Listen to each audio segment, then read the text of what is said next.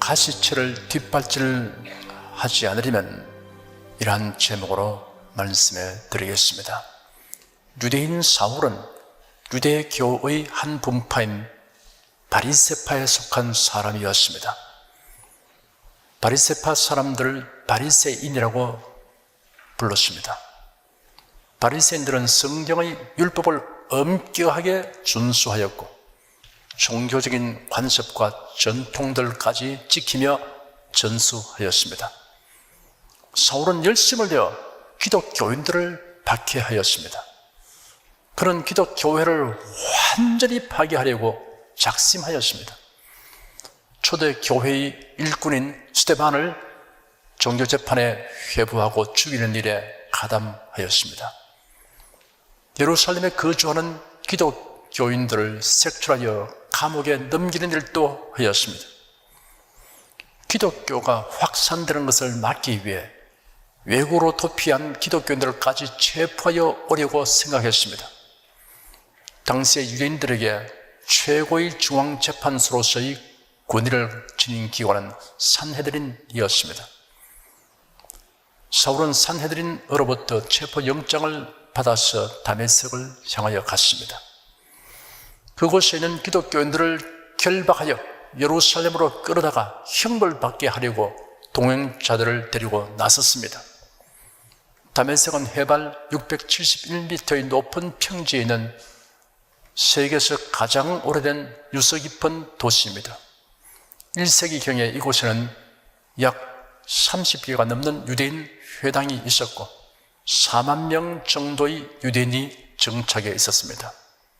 스데반의 순교 이후에 예루살렘 교회에 밀어닥친 박해를 피하여 각지로 흩어진 성도들 가운데 다메섹으로 갔던 사람들과 그곳에서 그들의 전도를 받아 기독교인들이 된 사람들이 상당수 있었던 것으로 추정됩니다. 예루살렘에서 다메섹까지는 걸어서 5일 정도 걸리는 거리입니다. 사울 일행이 다메섹에 가까이 이르게 되었을 때 해는 중천에 있었고 햇빛이 강렬하게 내리쬐고 있었습니다. 바로 그때 호련히 정오의 태양빛을 무색하게 하는 큰 빛이 그들을 둘러 비추었습니다. 그 빛에 압도되어 모두 땅에 엎드러졌는데 히브리 말로 사울아 사울아 네가 어찌하여 나를 핍박하느냐, 가시처를 뒷발질하기가 네게 고생이니라 라고 말씀하시는 음성이 사울에게 들렸습니다. 사울은 그 음성에서 하나님의 위엄과 권세와 영광을 느꼈습니다. 그리하여 사울이 질문하기를 주님 누구십니까? 하니 나는 네가 핍박하는 예수다 라고 대답하셨습니다.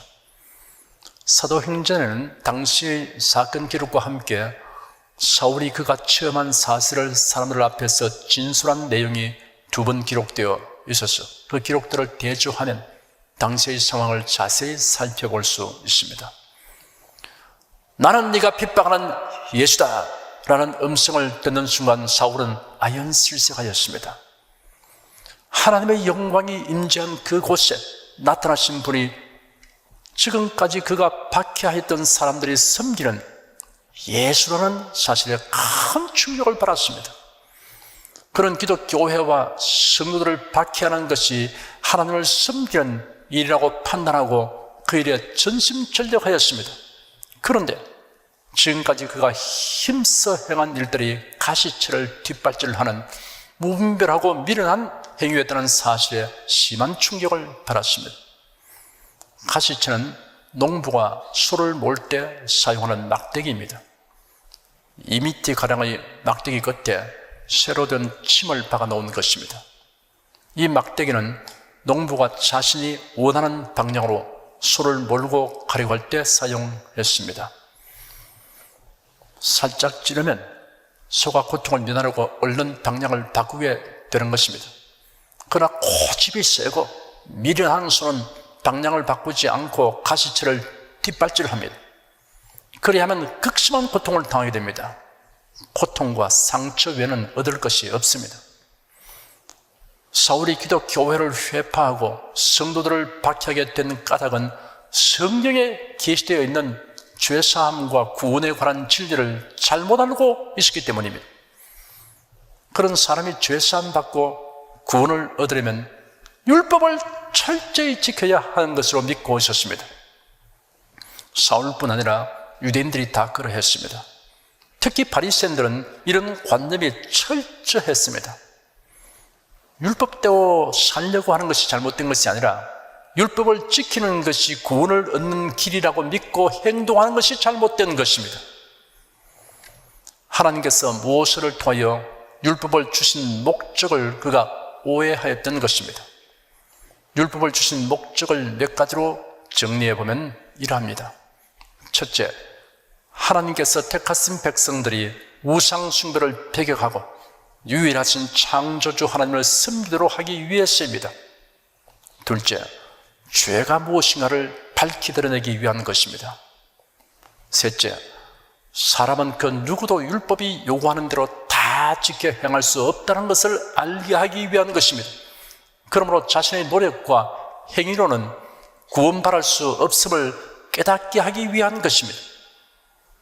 넷째, 사람들을 예수 그리스도에게로 나아가도록 하기 위한 것입니다. 죄인을 구원하시려고 세상에 오셔서 대속의 죽음을 죽으시고 부활하신 예수 그리스도를 믿고 영접하도록 이끌기 위한 것입니다. 사울은 골수 바리새인으로서 자신이 율법의 의로는 흠이 없는 자였다고 말했습니다. 그러다가 이제 와서 예수님이 구세주라는 사실을 알게 되자 비로소 율법의 역할을 정확히 알게 되었습니다. 율법의 역할을 알고 보니 율법은 죄가 무엇인가를 알게 하여 주는 선하고 아름다운 것이지만 그 율법이 사람을 의롭게 하지 못한다는 것을 깨달았습니다. 사람이 율법을 지켜 의롭게 되는 것이 아니라 예수 그리스도를 믿음으로 의롭게 되고 구원을 얻는다는 진리를 분명히 알게 되었습니다. 그러고 보니 그가 지금까지 살면서 하나님을 위해 일한다고 확신하고 행동한 일들이 모두 하나님을 힘써 대적한 행동이라는 것을 깨닫게 되었습니다. 사울아, 사울아, 네가 어찌 나를 핍박하느냐? 가시철을 뒷발질하기가 네게 고생이니라. 이 말씀은 지금까지 사울의 삶을 한마디로 압축한 표현이었습니다. 성경에 게시된 하나님의 구원 계획을 오해하기 때문에 마치 미련한 소가 가시철을 뒷발질을 하는 것까지 살아왔던 것입니다. 당시의 유대인들은 두 개의 이름을 가지고 있는 경우가 많았습니다. 사울은 히브리어 이름이고 바울은 헬라어 파울로스에서 파생된 이름입니다. 여기서부터 바울이라는 이름을 사용하도록 하겠습니다. 바울은 예수 그리스도를 영접한 후 동족을 생각하니 너무나 마음 아팠습니다.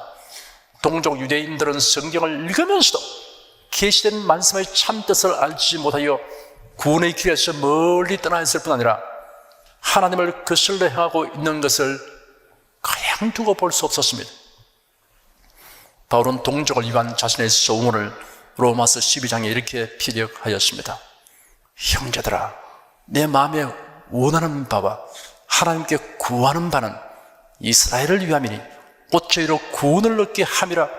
내가 증거하노니 저희가 하나님께 열심히 있으나 지식을 쫓은 것이 아니라 하나님의 의를 모르고 자기 의를 세우려고 힘써 하나님의 의를 복종치 아니하였느니라. 그리스도는 모든 믿는 자에게 의를 이루기 위하여 율법의 마침이 되시니라. 여기서 말하는 지식이란 죄인의 죄를 대속하신 그리스도를 믿는 자를 하나님께서 의롭다고 하시는 계시의 말씀에 대한 지식입니다. 그리스도는 모든 믿는 자가 의에 이르도록 하기 위하여 율법의 마침이 되신다는 지식입니다. 그리스도를 믿어 의롭게 된 자가 구원을 받는다는 지식입니다. 유대인들은 자신이 율법을 지켜서 의롭게 되어 구원을 얻으려고 율법을 준행하는데 열심을 다하였습니다. 이런 열심은 구원에 대한 바른 지식을 쫓은 것이 아니었습니다. 그러므로 유대인들은 자기 의를 세우려고 힘써 하나님의 의에 복종치 않는 미련한 자가 되고 말았습니다. 그뿐 아니라 구원의 복음을 전파하는 성도를 박해하는 일까지 하였습니다. 바울은 자신이 이전에 행하였던 일이 그러하였기 때문에 애타는 마음으로 이스라엘의 구원을 소원하며 기도했습니다. 그리고 그런 유대인들에게 복음을 전하려고 무척 애썼지만 유대인들 중에는 바울을 정오하고 뒤따라 다니며 해치려 하는 자들이 많았습니다. 바울은 그들을 생각할 때 가시처를 뒷발질한다는 주님의 말씀을 상기했을 것입니다. 바울은 다메섹을 내리 비추는 정오의 태양빛을 무시하게 하는 초자연적인 빛에 의하여 엎드려진 상태에서 예수의 음성을 듣게 되었고, 예수의 죄인을 의롭게 하시고 구원하시는 구세주이시며 주님이라는 사실을 알게 되었습니다. 가시처를 뒷발질하는 일이 없도록 하려면 예수님을 주님으로 영접해야 합니다. 바울은 예수님을 자신의 주님으로 영접하게 된 그날부터 가시처를 뒷발질하는 무익하고 미련한 행동을 그치게 되었습니다. 주님이라는 말은 성경에 기록된 원어로 큐리오스입니다. 이 말은 구약 성경에서 하나님께 적용되었습니다. 절대 지존하신 하나님의 주권을 나타내는 말입니다. 신약 성경에서는 일반적으로 예수님께 사용되었습니다. 주님이라는 호칭은 예배의 대상이며 절대 복종해야 할 분이심을 나타내는 호칭입니다. 사람은 자신의 주님이 누구신가를 반드시 알아야 합니다. 그리고 주님에게 온전히 복종할 때 참으로 의미있고 복된 인생이 됩니다. 사람은 피조물입니다. 피조물은 독립하여 살아가지 못합니다. 창조주이신 하나님의 지배를 받아야 합니다. 하나님의 지배를 받지 않으려고 하면 어떤 결과를 초래하게 되는 것을 보여주는 이야기들이 성경에 기록되어 있습니다. 아담 하와가 선악과를 따먹은 사건에 관한 기록이 그것을 말해줍니다. 뱀이 하와에게 와서 꼬였습니다. 선악과를 먹는 날에는 너희 눈이 밝아져 하나님과 같이 되어라고 말했습니다. 오, 하나님과 같이 되면 하나님의 지배에서 벗어날 수 있겠구나. 하나님이 이래라 저래라 이거 먹어라 저거 먹지 말라 간섭할 이유가 없겠구나. 하나님과 대등한 위치에 서게 되는 것이니 하나님께로부터 독립해서 자주적으로 살게 되는 것을 생각했습니다. 그래서 그 나무를 보니 먹음직도 하고 부함직도 하고 지혜롭게 할 만큼 탐스럽기도 한 나무인지라 손을 내밀어서 따먹고 그 남편에도 주어서 아담도 먹게 된 것입니다.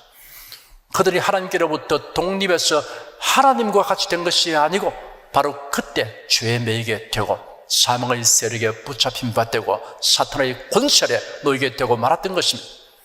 그리고 에덴에서 쫓겨났으며 그들이 가는 곳은 가시와 은근기가 나게 되었습니다. 바벨성을 쌓는 사건 기록이 그러합니다. 니므롯이 굉장한 영도력을 발휘했습니다. 당대 영걸이었습니다. 사람들이 니므롯을 추종해서 그들이 이주하다가 시나라에서 큰 평지를 만났습니다. 그래서 그들은 의논했습니다. 성과 대를 쌓아 대 꼭대기를 하늘에 닿게 하여 우리 이름을 내자, 흩어짐을 면하자 그랬습니다. 하나님은 노아에게 분명히 말씀했습니다. 땅에 편만하여 거기서 번성하라고 했습니다. 그런데 그들은 하나님의 말씀을 완전히 무시해 버렸습니다. 하나님께로부터 독립하자, 하나님이 이래라 저래라 간섭하는 것을 우리는 원치 않는다. 우리 인간이 얼마나 위대한가, 우리의 위대함을 드러내자. 우리가 하늘에 닿는 성을 쌓자. 그래서 그들은 아이디어를 내었습니다. 벽돌로 돌을 대신했습니다. 역청으로 진흙을 대신했습니다. 이러한 건축 자재로서 성을 쌓아 나갔습니다. 아주 견고하고 재빠르게 성이 쌓아져 갔습니다. 하나님께서 그들의 도모를 피하시려고 강림하여 보시고 언어를 혼잡하게 하셨습니다. 대혼란이 일어났습니다. 갑자기 말이 서로 통하지 않았습니다. 이게 어찌된 일입니까? 금방까지 서로 의사소통이 되었는데 영 다른 말을 하는 사람들이 생겨났어. 말이 통하지 않으니까 건축공사를 진행할 수가 없었습니다. 그래서 말이 통하는 사람들끼리 모여서 뿔뿔이 흩어지고 말았습니다. 예수님의 비유에서 둘째 아들에 관한 이야기가 역시 그러합니다. 한 아버지에게 두 아들이 있었는데 둘째 아들이 아버지에게 가서 아버지여, 내게 돌아올 분깃을 내게 주십시오 라고 계속 졸라대었습니다. 아버지는 마지못해서 유산을 주었습니다. 그러자 아들이 그것을 가지고 먼 나라로 갔습니다.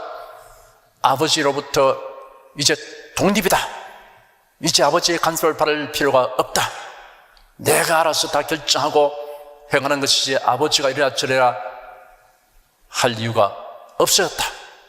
야, 독립이다. 그래서 아버지의 손길이 닿지 않고 눈길이 닿지 않는 먼 나라로 갔습니다. 가진 것이 많으니 친구들도 많이 모여왔고 생활이 아주 즐거웠습니다. 흥청망청 살았습니다. 결국 허랑방탕하게 되어 얼마 못 가서 그 재산을 다 탕진하고 말았습니다. 엎친 데 덮친 격으로 흉년이 다가왔습니다. 그 지역에 무서운 기근이 닥쳐왔습니다. 그래서 호구지척을 위해서 들에서 돼지치는 직업을 얻었습니다. 너무 배가 고팠어. 돼지가 먹는 쥐염 열매라도 배불리 먹어버리고 했는데 주인이 감독하고 허락지 않았습니다. 그는 고독했습니다. 슬펐습니다. 그의 생활이 비참해졌습니다. 하나님으로부터 독립을 추구하여 인본주의를 행하고 자기 중심으로 행하면 가시와 은근키가 돋아나게 되고 혼란이 생겨나고 고독하고 처량한 신세가 됩니다. 주님은 누구십니까? 라는 질문에 대한 답을 확실히 알고 나면 주님, 제가 무엇을 해야 합니까? 라는 질문이 따라야 합니다. 가시처를 뒷발질을 하는 일이 없도록 하려면 주님, 내가 무엇을 해야 합니까? 라는 질문을 하면서 살아가야 합니다. 바울은 하나님의 영광과 권능의 임재 가운데 나타나신 분을 향하여 주님 누구십니까? 라는 질문을 하였고 곧 이어서 나는 네가 핍박하는 예수다 라는 대답을 듣게 되었습니다. 그러자 바울은 즉시 주님, 제가 무엇을 해야 합니까? 라고 질문했습니다. 다메섹 도상의 체험 이전의 바울은 무엇이든지 자신이 원하고 옳다고 생각한 대로 행동하였습니다. 자기 판단이 항상 정확하다고 자신했습니다. 그런데 주님이 누구신 걸 알게 됐자 그의 삶의 방법이 완전히 바뀌었습니다.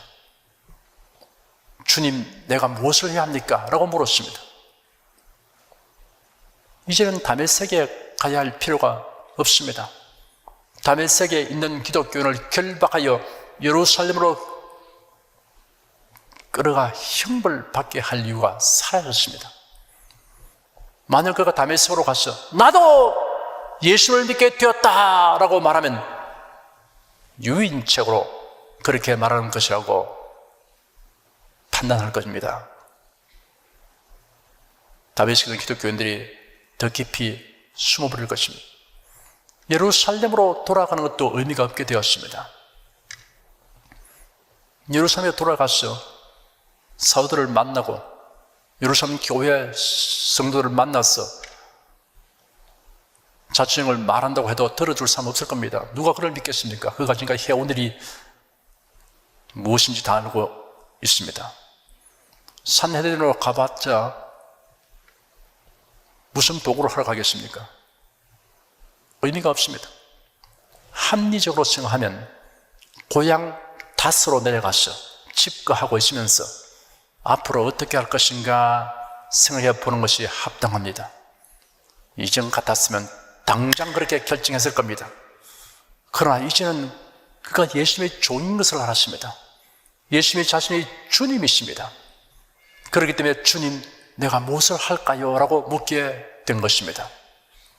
주님께서 그에게 다메섹으로 들어가라 이렇게 말합니다. 주님, 다메섹에 들어갈 이유가 없지 않습니까? 다메섹의 기독교인들을 더 괴롭힐 이유가 없지 않습니까? 누가 나를 믿어주겠습니까? 이런 말 하지 않았습니다. 다메섹으로 들어가라. 그 길로 다메섹에 들어갑니다. 그날부터 그는 일생 동안 주님 내가 무엇을 할까요? 하는 질문하면서 살았습니다. 예수님을 주님으로 섬기는 사람은 주님의 뜻을 묻게 됩니다. 주님의 뜻을 분별하고 노력하는 것이 정상입니다. 로마서 12장에 그러므로 형제들아 내가 하나님의 모든 자비하심으로 너희를 구원하노니 너희 몸을 하나님이 기뻐하시는 거룩한 산 제사로 드리라. 이런 너희의 드릴 영적 예배니라. 너희는 이 세대를 본받지 말고 오직 마음을 새롭게 함으로 변화를 바라 하나님을 선하시고 기뻐하시고 온전하신 뜻이 무엇인지 분별하도록 하라 하였습니다. 주님의 뜻을 알기 위하여 성경을 읽고 묵상해야 합니다. 예배 시에 설교에 귀를 기울여야 합니다. 비행기 조종사가 땅이나 혹은 하늘에 있는 다른 물체들과의 관계를 혼돈하는 현기증이 생기면 조종사는 방향 감각을 잃어버리게 됩니다. 비행훈련 중에 조종사들에게 현기증의 위험을 계속해서 경고함에도 불구하고 매년 수십 대의 비행기 충돌이나 추락이 생기는 것은 아마도 현기증으로 일한 것 같다고 합니다. 조종사가 가장 두려워하는 것 중의 하나는 구름 속에 있는 것과 야간 나선식 강하에 휘말리는 것입니다. 그럴 때 조종사는 땅과의 관계의식을 잃어버리게 되고 올바로 고도를 잡기 위해 하는 노력은 잘못을 범하게 됩니다. 계기를 갖추고 비행하는 방법을 배우는 조종사는 다음과 같은 것을 그 자신에게 다짐합니다. 네가 구름 속에 들어가고 땅과의 시각적 관계를 잃어버릴 때 네가 생각하는 모든 것과 네가 느끼는 모든 것을 잊어버려라. 그 계기들이 너에게 알려주는 것에 집중하라. 그것들을 믿고 다른 어떤 것도 믿지 마라. 너희 감정과 이성이 말해주는 것보다 오히려 그 계기들이 말해주는 것에 따라 너희 비행기의 비행을 수정하라. 이성과 감정은 비행기와 땅의 관계가 이렇다고 알려주고 계기들은 정반대로 알려줄 때 조종사는 혼돈되고 당황하게 되는 경험을 갖게 됩니다. 계기반이 말해주는 것에 호응해야 하고 고집스러운 감정들을 배척하도록 자신을 훈련시켜야 합니다. 성경은 성도들이 현기증을 극복하고 바르게 분별하고 판단으로 하는 계기반입니다. 하나님의 뜻을 우리에게 알려주는 계기반이 됩니다. 우리가 주님의 뜻을 분별하기 위해 성경 말씀에 유의한 것과 함께 성령님의 인도하심과 가르침을 구하고 그 인도하심을 유심히 살펴야 합니다. 바울은 전도 여행을 하면서 성령님의 인도를 유심히 살폈습니다. 성령이 아시아에서 말씀을 전하지 못하게 했습니다. 그러자 그가 부르기아와 갈라디아 땅으로 다녀가 무시 앞에 이르렀습니다. 비두니아로 가려고 했는데 예수의 영이 허락지 아니하셨습니다. 그가 성령님이 어떻게 그를 인도하시는지 유심히 살피기 때문에 이를 알게 된 것입니다. 무시아를 지나 드로아로 내려갔는데 밤에 환상이 바울에게 보였습니다. 마게도냐 사람 하나가 서서 그에게 청하여 마게도냐로 건너와서 우리를 도우라 하였습니다. 바울이 이 환상을 본 후에 마게도냐로 떠나기를 힘썼습니다. 이런 하나님이 저 사람들에게 복음을 전하라고 부르신 것으로 분명히 알게 된 것입니다. 이처럼 그가 복음을 전파하는 일이 참 선한 일이고 어느 곳에 가서 누구를 만나 전해도 좋은 일이지만 그까지라도 성령님의 인도를 알기 위해서 예민하게 살폈다는 이야기입니다. 가시처를 뒷발질하는 일이 없도록 하려면 자기를 부인하고 자기 십자가를 지고 주님을 따라야 합니다. 예수께서 십자가를 지실 때가 가까이 왔을 때 앞으로 일어날 일을 제자들에게 예고했습니다. 자기가 예루살렘에 올라가 장로들과 대상들과 서기관들에게 많은 고난을 받고 죽임을 당하고 제3일에 살아내야 할 것을 제자들에게 비로소 가르쳤습니다. 그때 베드로가 예수님을 붙들고 만류했습니다. 주님 그리마옵소서. 이 일이 결코 주에게 이르지 아니하리이다. 예수께서 돌이키시며 베드로에게 이르시기를 사탄아 내 뒤로 물러가라. 너는 나를 넘어지게 하는 자로다. 네가 하나님의 일을 생각지 아니하고 도리어 사람의 일을 생각하는도다 하셨습니다. 예수께서 제자들에게 이르시기를 아무든지 나를 따라오려거든 자기를 부인하고 자기 십자가를 지고 나를 쫓을 것이나 하셨습니다. 예수님이 예고하신 말씀이 자기 마음에 들지 않아도 아니요 안 됩니다 하고 만류하는 일이 있어서는 안 됩니다. 아, 내 계획과 내 소원과 다르구나. 이걸 확인했으면 자기 의견, 자기 주장, 자기 욕심을 십자가에 못 박아야 합니다. 십자가는 사형틀입니다. 그러므로 자기 십자가를 지라는 것은 자기 고집, 자기 주장을 없애버리라는 것입니다. 내버리라는 것입니다. 그래서 자기를 부인하고 자기 십자가를 지라고 말씀하신 것입니다. 예수님을 주님이라고 부르는 사람은 자기를 부인하고 자기 십자가를 져야 합니다. 그리하야만 주님을 온전히 따를 수 있습니다. 바울은 예수님이 주님이신 것을 알게 된 그날부터 자기를 부인하고 모든 주도권을 예수님에게로 넘겼습니다. 갈라디아서 2장 20절에 내가 그리스도와 함께 십자가에 못 박혀나니 그런즉 이제는 내가 사는 것이 아니요 오직 내 안에 그리스도께서 사신 것이라. 이제 내가 육체 가운데 사는 것은 나를 사랑하사 나를 위하여 자기 몸을 버리신 하나님의 아들을 믿는 믿음 안에서 사는 것이라 하였습니다. 사랑하는 여러분은 예수를 주님으로 믿을 뿐 아니라 주님 내가 무엇을 해야 합니까? 라고 묻고 주님의 뜻과 지대로 행하기 위하여 자기를 부인하고 자기 십자가를 지고 주님을 섬기시기 바랍니다. 그래야 가시처를 뒷발질하는 무익하고 미련한 일을 행하지 않고 여러분 일생이 가시고 보람되고 영광스럽게 되기를 바랍니다. 기도하겠습니다. 전에 우리들 가운데는 가시질을 뒷발질하며 산 일들이 많이 있었습니다. 그러나 그래도 예수님을 영접하게 된 것을 감사합니다. 나름대로 다메섹 도상이 있었고 하나님의 계시의 찬란한 빛이 임한 데가 있었습니다. 저들이 예수님이 그리스도인 것을 알게 되었습니다. 또한 주님 것을 알게 된 것을 감사합니다. 명실공히 주님으로 섬기는 삶의 태도를 보이시도록 도와주시옵소서. 자기 십자가를 지고 자기를 부인하고 주님을 따르는 모습을 보이게 하여 주시옵소서. 다시는 가시질을 뒷발질하는 그러한 무익한 미련한 일들이 우리에게 생기지 않도록 결심하고 행하려고 하오니 성령님 이끌어 주시옵소서. 예수님을 기도드립니다. 아멘.